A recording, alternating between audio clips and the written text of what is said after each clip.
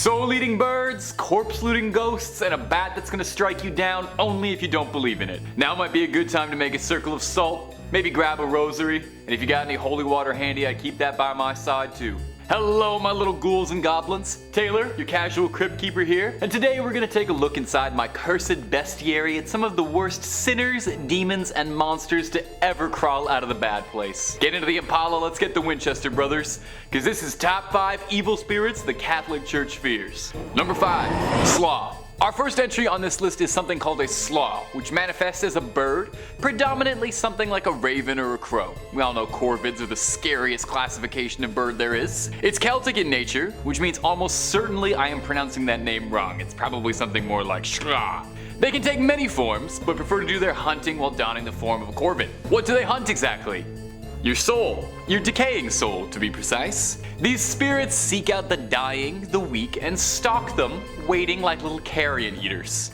Not to worry, they also seek out the living too, waiting for the perfect time to strike. It's said that they seek out those who are experiencing heartbreak or intense emotional pain, so keep yourself in good spirits, I guess, lest you be attacked by the demon crows. The best way to avoid them, I can't believe this is what it said, but I looked it up, is to keep your windows and doors shut. Cause you know, they are birds. Stay inside and never say their name. Well, I probably should have read that part first, I guess. Sorry. Lore says that these demons were considered so evil and heinous that they were actually banned from hell. Imagine that. I did not even know that was a possibility. I thought hell was kind of where you kept all the most cruel spirits, but I didn't know you could be too hardcore for it. Love the image of Satan looking up at these birds and being like, "Get out! Scat, you!" These creatures come from ancient Irish folklore, where they were first thought to be dark spirits, or just plain old evil entities. But as the years went by, slowly the narrative shifted that these birds were the souls of sinners and damned cast out of hell.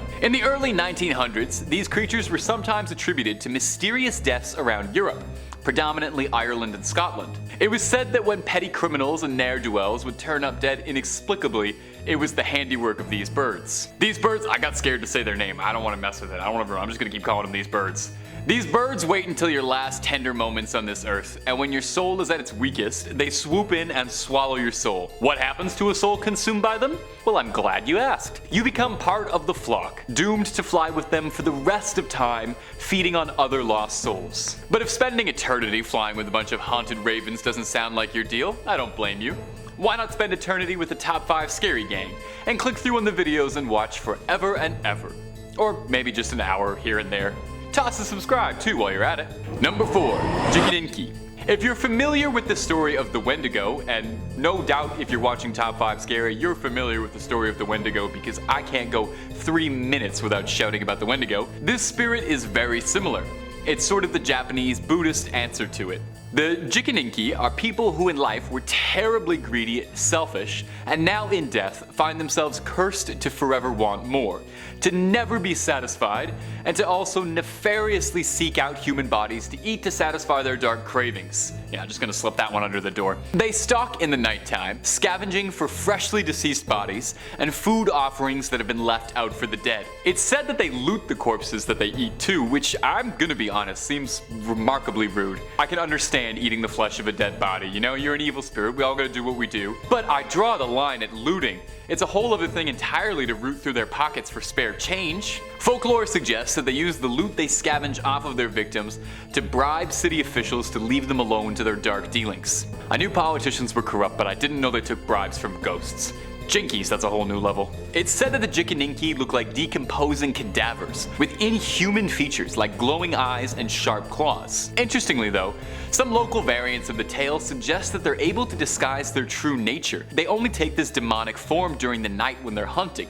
And during the daytime, they're able to blend in like any other regular human, perhaps to help them scope out their victims. Should you ever cross a Jikininki, their eyes will be able to give it away, as you'll see the red glow behind their eyes. And when you do, you'll find yourself frozen in fear. Number 3, Popabawa. Now that name might sound deceiving, cause to be honest, it does sound just the littlest bit cute. But this thing is the farthest thing from adorable imaginable. This terrifying demon hails from the island of Zanzibar in East Africa. If you don't know Zanzibar, it's where Freddie Mercury came from. Look it up, you'll learn something today. Popabawa is Swahili for batwing, referring to the creature's most common form that it takes of a giant vaguely humanoid bat creature. But the bat form is just one of its many appearances that it can take. A Popabawa can take on whatever it pleases, and is more of a shadow creature than anything else, preferring to dwell in the darkness in a sort of formless way. Now, a shadowy, shape-shifting bat creature would already be enough horrifying qualifiers to land this spirit in a top 5 list of scariest spirits around the globe, but it's this next little tidbit that really earns its spot on this list. The Popabawa specifically targets victims who don't believe in it. So, if you don't believe in Popabawas, you better start. You're in one. That's not really how that joke went. It's thought to be behind the cause of an outbreak of hysteria through Zanzibar in the late 90s, when there were several reports through village after village of men reporting that they had been attacked in the night by this demonic creature. It got so bad that eventually villagers would resort to sleeping outside their homes, out of a belief that the creature wouldn't attack someone outside their house. Maybe there's like, I don't know, demon etiquette laws, I don't know. It's said that the Popabawa is hunting you if you can smell an intense smell of sulfur around your home. Mostly it comes out at night. Mostly. The way it gets you is particularly unpleasant. Instead of just like eating you or slashing or doing something normal that a normal monster would do, the Popabawa crushes you during the night by sitting on you. Ha! People who claim they've been attacked say they wake up in the middle of the night with an intense pressure on their ribs and chest and have trouble breathing. It's been said that if you ever suspect you've caught the attention of the Popabawa, the best way to rid yourself of it is to spread knowledge and tell everyone everything you know, because after all, it goes after non-believers. Not that, that's why I'm telling you all this now. I've been sleeping really good. My chest is doing fine. Number 2, Vetis. I'd never heard of this demon before doing my little research for this video, and let me tell you, it's a regret of mine that I didn't know about it earlier, because my life has been improved since knowing about this thing. Vetis is a demon whose main goal and pleasure in life is to convert good, pious, righteous people into nasty sinners so they can get pulled down into hell.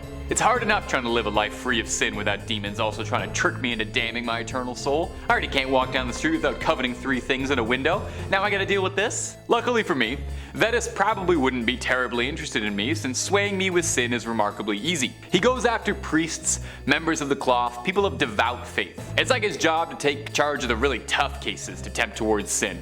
He's a master of deception, seduction, trickery, bribery, intimidation, and a whole lot of other nasty demon business that probably looks good on his Tinder profile. Where he gets kind of wild though is that apparently he only ever talked in rhyme, which was supposed to help him lull you into a sense of comfort that causes you to trust him and makes you more likely to sin. I don't know about rhyme making me sin. That's feels like what they said would happen if I listened to rap music. Besides his freestyling bars, Vetis is a shape-shifting demon capable of taking whatever form he pleases, but he prefers to take forms that are wooden in nature, like a cursed tree or something for example. He's also depicted as often having many limbs, growing outwards and fractal like a spider might. Most insidiously about all that Vetis does is that he stares deeply into your soul and sees your deepest, darkest, most sinful desires, meaning he has definitely read my Frasier fanfiction. Vetis then, with his conjuring and shape-shifting, makes your desire manifest in reality, where he can tempt you with sin up close and personal to see just how truly committed to the path of the righteous you are. And finally, coming in number 1 at the list is Moloch. Perhaps you've heard the name before. Moloch is an old god, real old, like Old Testament old. Moloch takes the form of an impressively sized deity with the head of a cow or bull instead of man, and usually he has his arms stretched outwards towards a fire in most statues or paintings of him. This is because this was his preferred method of sacrifice. Whatever you were to offer him, usually human, were to be cast into the flames for Moloch's pleasure. He's thought to be a pagan fertility deity, mentioned across various religious texts and worshipped by the Canaanites. Moses forbade the Israelites to worship Moloch, as he was a false god. Moloch quite enjoyed sacrifices and being paid homage, and it's said that this was all ways to appease his wrath. In Paradise Lost, the epic poem that fleshed out much of what we know and think about hell, Moloch was described as being a fallen angel and one of Satan's greatest warriors. This depiction paints him as a bloodthirsty soldier of hell who is eager to spur a war against heaven's forces, and he is worshipped as a deity specifically to anger God above. Sounds like he makes lovely company. And that's all for this video, my little ghouls and goblins. Thanks so much for watching. I've been Taylor, and I'll catch you in the next one. Kind of makes it sound like a Pokemon.